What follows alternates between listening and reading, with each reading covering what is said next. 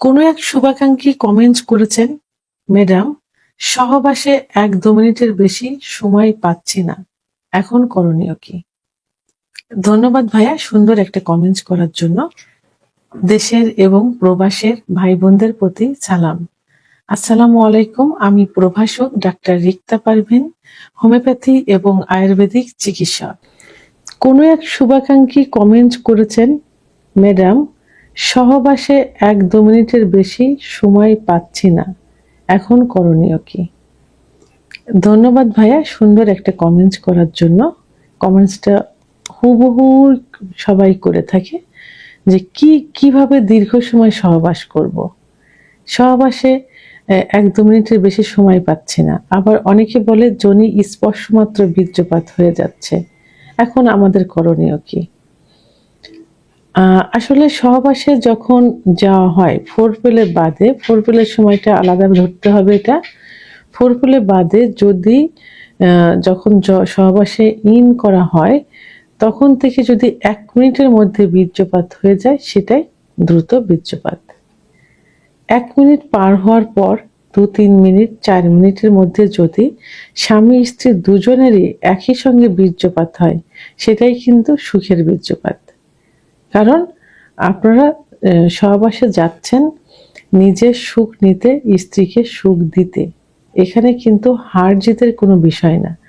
যুদ্ধক্ষেত্রে আপনি যুদ্ধ করতে যাচ্ছেন না যে আপনাকে অনেক সময় টিকে থাকতে হবে। সুখটা যদি দুজনেরই একসঙ্গে হয়ে যায় সেটাই কিন্তু সুখের সহবাস।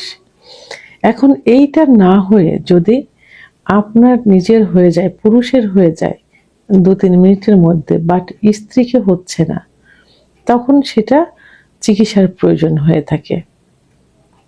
সেই ক্ষেত্রে চিকিৎসার প্রয়োজন হতে, এবং কেন এই যেটা হচ্ছে দ্রুত বীর্যপাত হয়ে যাচ্ছে, এটা কেন হচ্ছে? প্রথমত হলো যে মহিলাদের কিছু সেক্স উত্তেজনা কিন্তু লুকায়িত থাকে। কোনো মেয়ের দেখা যায় যে ১০ থেকে ১৫ মিনিটের মধ্যে সেক্স উত্তেজনা হয় বা অর্গাজম হয়। আবার কোনো মেয়েদের ৩০ থেকে ৩৫ মিনিটও সময় লেগে যায়। তো সেই ক্ষেত্রে পুরুষ যদি সেটা না পারে তবে তাকে কিছু টেকনিক অবলম্বন করতে হয়। যেমন তাকে ফোরপ্লে কিছু সময় দিতে হয়। ১০, ১৫, ২০ মিনিট ফোরপ্লের সময় দেওয়া হয়, আর সহবাসের পরে আর ১০-১৫ মিনিট সময় দেওয়া হলো। গড় এভারেজে কিন্তু মেয়েদের অর্গাজম ঘটানো কিন্তু সম্ভব হয়। এখন পুরুষের দ্রুত বীর্যপাত হওয়ার পিছনে কিছু কারণ থাকে। প্রথম যে কারণটা, মানে কয়েকটা কারণের মধ্যে প্রধান কারণটা হলো মানসিক কারণ। মানসিক কারণটা হলো অতিরিক্ত টেনশন, দুশ্চিন্তা করে যে আমি হয়তো পারবো না, স্ত্রীর কাছে গেলে আমাকে ফিরে আসতে হবে, স্ত্রী আমাকে বকা দেবে, স্ত্রীর কাছে লজ্জা পাবো ইত্যাদি কারণে সে নিজেই মানসিক মানে টেনশনগ্রস্ত হয়ে এমনি হয়ে পড়ে, যে কারণে এমনিতেই কিন্তু বীর্যপাত হয়ে যায়। আরেকটা কারণ হলো শারীরিক কারণ। শারীরিক কিছু কারণ থাকে, যেমন স্নায়বিক দুর্বলতা এবং পূর্বে অতিরিক্ত হস্তমৈথুন, বিছানায় ঘর্ষণ, সমকামিতা, অতিরিক্ত স্বপ্নদোষ, আবার অতিরিক্ত যৌন মিলন ইত্যাদির কারণে। আবার কিছু কারণ কারোর দেখা যায় যে পুরুষের সাধারণত ৩৫-এর পরে গিয়ে কিন্তু প্রোস্টেট গ্ল্যান্ড বড় হয়ে যায়। প্রোস্টেট গ্ল্যান্ডের সমস্যা হলে বা অপারেশন করলে পুরুষের সেক্স হরমোন টেস্টোস্টেরন হরমোন সাধারণত ২৫-এর পরে, বিশেষ করে ৩০-এর পরে প্রত্যেকটা পুরুষের কমতে থাকে।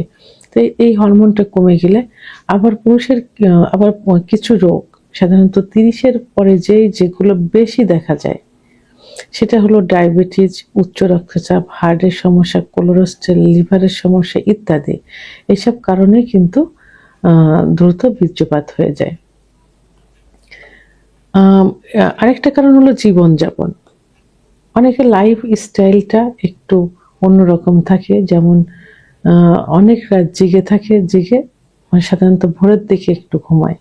পুরুষের সেক্স হরমোন কিন্তু বৃদ্ধি পায় গভীর ঘুমে, এবং সেটা অবশ্যই ৭ থেকে ৮ ঘন্টা ঘুম হতে হবে, এবং সেটা রাত্রে হতে হবে। সাধারণত রাত ১০টা থেকে ৪টা পর্যন্ত সেক্স হরমোনটা বৃদ্ধি পেতে থাকে।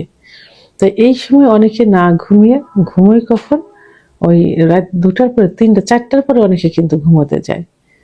তো এই ঘুম না হওয়ার কারণে এবং অতিরিক্ত ফাস্ট ফুড জাতীয় খাবার খাওয়ার কারণে, চা কফি ইত্যাদি খাওয়ার কারণে, তেল ঝাল জাতীয় খাবার কারণে, ধূমপান মদ্যপান নেশা করার কারণে কিন্তু অনেকে এই সেক্স হরমোন কমে যায়। আর সেক্স হরমোন কমে গেলেই তো যৌন অক্ষমতা আসে, এবং দ্রুত বীর্যপাত যৌন অক্ষমতার একটা পার্ট। তো এখন আমি যেটা বললাম, মানসিক কারণ, শারীরিক কারণ, জীবনযাত্রার অনিয়ম, যে কারণ, এই কারণগুলোর কারণেই কিন্তু দ্রুত বীর্যপাত হয়ে যায়, অর্থাৎ যৌন অক্ষমতা আসে। এখন কি করতে হবে? এই দ্রুত বীর্যপাত রোধ করতে হলে সহবাসে যখন যেতে হবে, আমি যেটা পূর্বেই বলেছি যে পর্যাপ্ত পরিমাণে ফোরপ্লে করতে হবে। ফোরপ্লেটাই কিন্তু মেন থাকে। তো সেখানে আপনি 10-15 মিনিট ফোরপ্লে করলেন আর 10-15 মিনিট সহবাসে লিপ্ত থাকলেন, তাহলে কিন্তু ওই মেয়েদের বীর্যপাত ঘটানো বা অর্গাজম ঘটানো সম্ভব হবে। আর ধীরে ধীরে ধীরে ধীরে সহবাসে লিপ্ত থাকতে হবে এবং শ্বাস প্রশ্বাস ধীর গতিতে নিতে হবে,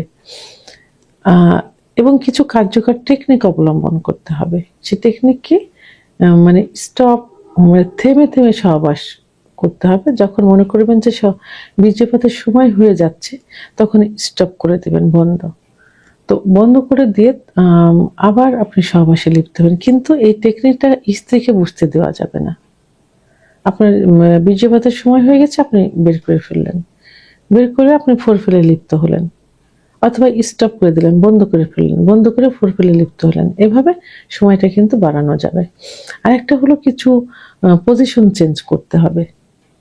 এক একটা পজিশনে কিছু সময় লাগবে, সে সময় দেখা যাবে যে আপনার ইচ্ছাটাও একটু কমে যাবে, আবার একটু উত্থানটাও কমে যাবে। তাই স্বাভাবিক নিয়মে তখন বীর্যপাত হবে না।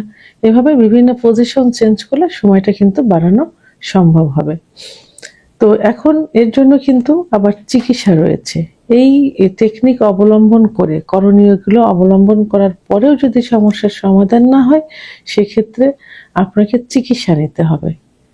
এর জন্য একমাত্র পার্শ্ব প্রতিক্রিয়া মুক্ত হোমিওপ্যাথি আয়ুর্বেদিক চিকিৎসাই কিন্তু বেস্ট একটা চিকিৎসা। তবে হোমিওপ্যাথি এবং আয়ুর্বেদিকের যে মানে অস্থায়ী বা অন টাইম চিকিৎসা নেই, এটা বললে ভুল হবে। এটাতেও অন টাইম চিকিৎসা আছে, অনেক ভালো চিকিৎসা আছে অন টাইম। কিন্তু অন টাইমে প্রথমে আপনার কিডনি ফেট করবে, একটা সময় অন টাইমে কাজ করবে না, একটা সময় কোনো চিকিৎসাতেও কাজ করবে না। আবার এটাতে কিন্তু স্থায়ী চিকিৎসাও আছে। তো একজন ডাক্তারের উপর নির্ভর করবে ডাক্তার কি চিকিৎসা আপনাকে দিবেন। তো অনেক ডাক্তার আছে, দেখা যায় যে সাময়িক নিজের নাম করানোর জন্য অন টাইম কিছু ওষুধ দিয়ে রোগীর ক্ষতিগ্রস্ত করে। তো এটা থেকে দূরে থাকতে হবে। একজন অভিজ্ঞ সম্পন্ন রেজিস্টারকৃত হোমিওপ্যাথি আয়ুর্বেদিক ডাক্তারের শরণাপন্ন হতে হবে। এবং কিছু খাবার আছে, যেমন দুধ, ডিম, খেজুর, কাজু বাদাম, মধু, ঘি, এইগুলো খেতে হবে। আর অবশ্যই মানে খাদ্য তালিকায় এই খাবারগুলো রাখতে হবে। আর অবশ্যই আপনাকে রাত জাগা বন্ধ করতে হবে, দুশ্চিন্তা বন্ধ করতে হবে, লাইফ স্টাইলটা সুন্দর রাখতে হবে। মনে রাখবেন যে হরমোনটা তৈরি হয় কিন্তু গভীর ঘুমে, এবং সেটা রাত্রে পুরুষের। তো এইগুলো মেনটেন করতে হবে। আর সর্বশেষ যে মেনটেনটা আমি বলবো, সেটা হলো, এখন অনেকেই অনেক বিজ্ঞাপন দিয়ে থাকে যে 1 সপ্তাহের মধ্যে ঠিক করে দিব, 1 মাসের মধ্যে ঠিক করে, যারা আপনাকে গ্যারান্টি দিয়ে চিকিৎসা দিবে এবং যারা আপনাকে সময় নির্ধারণ করে দেবে, যারা আপনাকে ডিসকাউন্ট দেবে। ওষুধে কিসের ডিসকাউন্ট আমি বুঝি না। কারণ ওষুধ যদি ভালো কোম্পানির ওষুধ, যদি জার্মানি ওষুধ হোমিওপ্যাথিতে দেওয়া হয়, যদি আয়ুর্বেদিকে স্কোয়ার রেডিয়েন্ট, ইবনেসিনা, হার্বাল ডিভিশনের যেগুলো আছে, এই চিকিৎসা দেওয়া হয়, তাহলে এখানে কোনো ডিসকাউন্টের কিন্তু উপায় নেই। 50 টাকা দিয়ে একটা ক্যাপসুল কিনে যদি 300 টাকা বিক্রি করি, সিরাপ কিনে, তাহলে লাভই হয় কিন্তু কত, আপনি বুঝে দেখেন। তো এই ডিসকাউন্ট নেওয়া যাবে না। আর প্যাকেজ সিস্টেমে কোনো চিকিৎসা নেওয়া যাবে না, কারণ চিকিৎসা কখনো প্যাকেজ হয় না। রোগীর উপরে নির্ভর করে। ডাক্তার পরীক্ষা নিরীক্ষা করার পর সব জানার পরে যে চিকিৎসা দিবেন সেটাতে 1 মাস 2 মাস 3 মাস যেটাই লাগুক না কেন সেটাই কিন্তু লেগে যাবে। এটাই কিন্তু অরিজিনাল ডাক্তার। এজন্য প্যাকেজ সিস্টেমের কোনো চিকিৎসা নেওয়া যাবে না। তো এখন আমি সর্বশেষ বলবো যে 90% আপনার রোগটা কিন্তু সারবে, অর্থাৎ দ্রুত বীর্যপাত ঠিক হবে আপনার লাইফস্টাইলে, অর্থাৎ জীবনযাত্রা সঠিকভাবে করলে এবং খাবার খেলে এবং সঠিক নিয়মের খাবার খেলে এবং নিজেকে ফিট রাখলে আর নিয়মিত যদি কেগেল এক্সারসাইজ করা যায়, ইউটিউব চ্যানেল সার্চ দিলেই কিন্তু দেখবেন যে কেগেল এক্সারসাইজ আছে পুরুষের দ্রুত বীর্যপাত রোধ করার জন্য। কেগেল এক্সারসাইজটা নিয়মিত করেন, পরিমিত পরিমাণ ঘুম দেন, তাহলেই কিন্তু এটা ঠিক হয়ে যাবে। ভিডিওটি সম্পর্কে যদি কোনো মতামত থেকে থাকে অবশ্যই কমেন্টসের মাধ্যমে জানাবেন। আর ভিডিওটি ভালো লাগলে লাইক, কমেন্ট, সাবস্ক্রাইব করে আমার সঙ্গে থাকুন। আল্লাহ হাফেজ।